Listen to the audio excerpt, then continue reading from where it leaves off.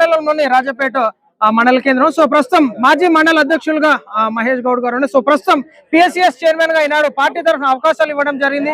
So ఈనాడు అధిష్టానం నిర్ణయం మేరకు రైతాంగానికి సేవ చేయాలి. సో ప్రతినిత్యం ప్రజల్లో ఉంటూ ఈనాడు అహర్నిశలు కాంగ్రెస్ పార్టీ కోసం కృషి చేస్తూ, ఈనాడు రైతన్నల కోసం కృషి చేస్తూ, ఈనాడు అభివృద్ధి కోసం కృషి చేస్తాం జరుగుతా ఉంది. సో ఈనాడు పిఎస్సిఎస్ చైర్మన్ గా అవకాశం ఇవ్వడం జరిగింది. అన్న చెప్పండి, ఈనాడు ఈ యొక్క అవకాశాన్ని ఎట్లా సద్వినియోగం చేసుకుంటారు, రైతన్నల కోసం ఏ విధంగా కృషి చేయాలనుకుంటున్నారు మీరు? ముఖ్యంగా ఈరోజు రాజపేట మండలం రేణుకుంట హెచ్ఓ రాజపేట ప్రాథమిక వ్యవసాయ సహకార సంఘం దాదాపుగా ఉమ్మడి జిల్లాలో కానీ మరి యాదాద్రి భువనగిరి కూడా లాస్ట్ మండలం.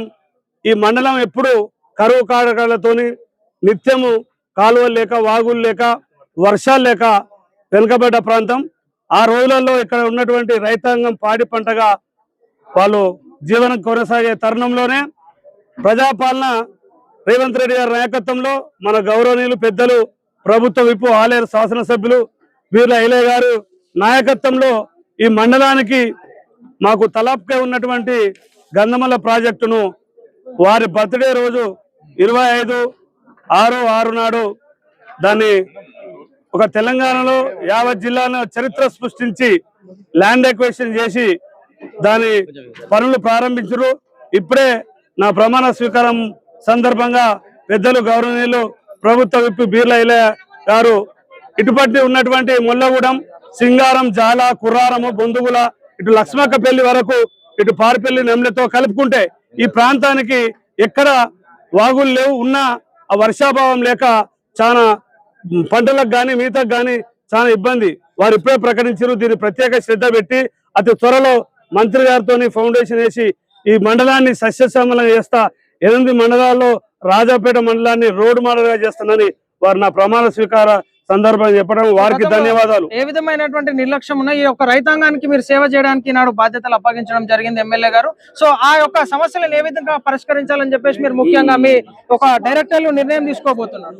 నేను ముఖ్యంగా 1989 నుంచి ప్రజా ఆకర్షణకు ప్రజా సేవ చేయాలనే సంకల్పంతో కాంగ్రెస్ పార్టీ నాయకత్వంలో యూత్ కాంగ్రెస్ నుంచి మొదలుకుంటే ఓబీసీ, అదేవిధంగా బ్లాక్ కాంగ్రెస్, ఈ ప్రాంతంలో మహేందర్ అనేవారు తెలియక ముందే నాకు కాంగ్రెస్ అండగా ఉంది, కాంగ్రెస్ కుటుంబం అండ ఉంది. భగవంతుని అదృష్టవశాత్తు గత 23లో ప్రజాపాలన రేవంత్ రెడ్డి గారు ముఖ్యమంత్రి, పెద్దలు గౌరవనీయులు ప్రభుత్వ విప్పు వారు కరోనా టైంలో ఏ రకంగా అయితే సేవలు చేసుకుంటూ పోయారో వారిలాగానే వారి ఆశయాలలో అడుగుజాడలు నడుస్తా ఇక్కడ ముఖ్యంగా మారుమూలం కాబట్టి సాగునీరే ప్రాధాన్యంగా ఎక్కువ కృషి చేసి రైతాంగానికి పెద్ద లోటును పూడ్చాలనే మా కార్యవర్గము.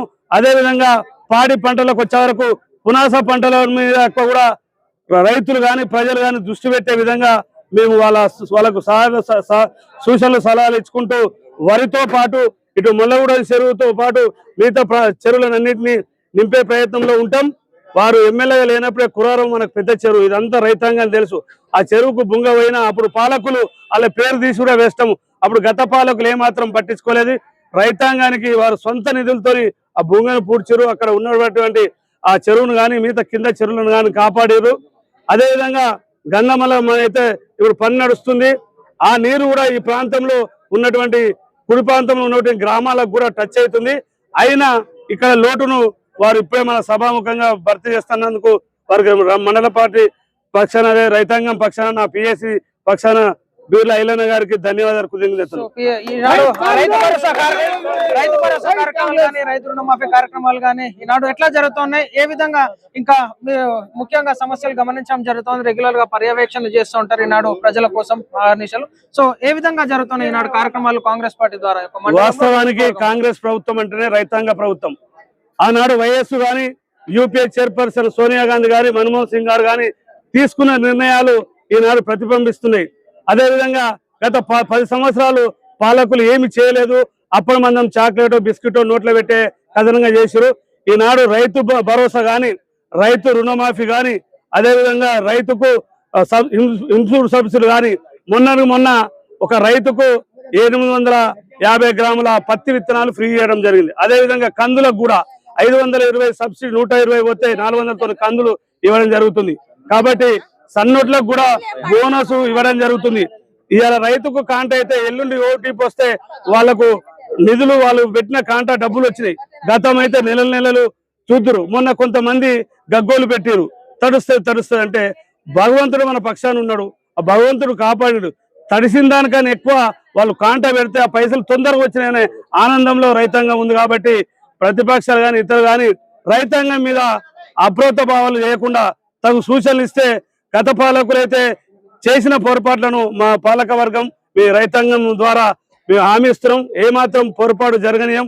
నేను ఆనాడు ఒక సైనికులాగా పార్టీకి విధేయులాగా ఉన్న ఇలా రైతాంగాన్ని కూడా రాజపేట మండల రైతాంగాన్ని కూడా ప్రజలకు కూడా విధేయంగా ఉంటా. ఏ రాత్రి ఫోన్ చేసినా ఏ చిన్న మిస్ కాల్ వచ్చినా మీ రైతాంగం మీద కానీ ప్రజల సమస్యల మీద కానీ యువకుల మీద కానీ ముఖ్యంగా ఇక్కడ ప్రాంతంలో సాగునీరు ధ్యేయంగా ఐలన్న గారి నాయకత్వంలో వారు చెప్పిన విధంగా ప్రతిదీ అంచెలంచెలుగా గత 3 సంవత్సరాలు ఒక మాదిరి, ఇప్పుడు 2 సంవత్సరాలు ఓ మాదిరి. కాబట్టి ఎక్కువ స్పీడ్ తోని మన రాజపేట మండలాన్ని మోడల్ గా చేయడమే ఆలేరు ఎమ్మెల్యే గారి ఉద్దేశం. వారికి అనుగుణంగా నడుచుకుంటూ రైతాంగాన్ని ముఖ్యంగా కళ్ళలో పెట్టుకుని హృదయాల్లో పెట్టుకుని వాళ్ళని కాపాడుకుంటామని ఈ సందర్భంగా చివరిగా ఈ యొక్క డైరెక్టర్ల తరఫున మీకు అవకాశం ఇచ్చినటువంటి ఎమ్మెల్యే గారికి ఏ విధంగా కృతజ్ఞతలు తెలపాలనుకుంటున్నారు? ముఖ్యంగా కష్టం చేయంగానే వాస్తవానికి ప్రాంతం కూడా బాగుండాలి. కష్టం చేస్తే ప్రతిఫలం వస్తుందని చేస్తాం, ఏదో వస్తుంది తనకపోతే. కానీ ఇలా కష్టాన్ని గుర్తించినటువంటి ప్రజాపాలన ముఖ్యమంత్రి రేవంత్ రెడ్డి గారు, అదేవిధంగా సంబంధిత శాఖ మంత్రి మా అందరికీ ఆరాధ్యం అని నిత్యము ఆనాడు శివుని మనం కొలిచినాం.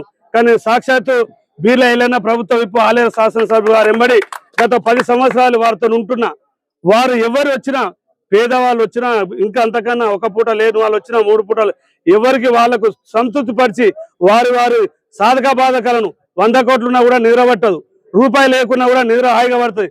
వాళ్ళ ఉన్నటువంటి కల్మాశాలు కూడా తీసి కలిపే మనస్తత్వం వారి నాయకత్వంలో మా పాలక వర్గం మరి ఇక్కడ సర్పంచులు మరి రైతాంగం సూచన సలహా మేరకు నడుచుకుంటానని సందర్భంగా రాజపేట రైతాంగానికి ఇక్కడ వచ్చినటువంటి రైతు మిత్రులకు ధన్యవాదాలు, కృతజ్ఞతలు. ఇది ప్రజలారా మనం చూస్తాం ఈనాడు రాజపేట మండల